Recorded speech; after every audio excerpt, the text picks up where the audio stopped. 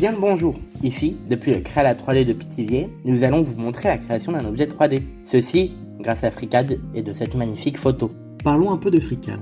C'est un logiciel qui a les mêmes bases que SolidWorks ou encore Fusion 360. À partir de plans géométriques nommés esquisses, on peut fabriquer n'importe quel objet 3D que l'on souhaite. FreeCAD fonctionne en deux temps. Ici, on commence par faire une esquisse. Dedans, nous avons plusieurs façons de faire des dessins, du rectangle au rond, en passant par les courbes ou encore les arcs de cercle. On peut indiquer des mesures, des angles lors de notre dessin. Par la suite, nous effectuons une protrusion afin de donner du volume à notre dessin. FreeCAD permet d'être technique et créatif tout en gardant un contrôle sur tout élément. Il possède aussi des outils permettant d'arrondir et de couper les arêtes de nos objets.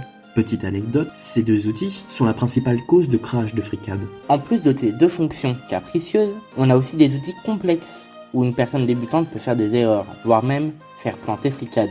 Néanmoins, avec le temps, on apprend à enregistrer notre travail plus souvent et d'utiliser les outils de FreeCAD, non sans crash qui nous fait perdre notre travail de la minute. Malgré cela, FreeCAD est un logiciel abouti et très utile. Il possède différents types d'outils, plus ou moins complets, pouvant permettre de faire des trous pour la vissurer ou bien créer des tracés utiles à l'utilisation de machines CNC, telles que la nôtre.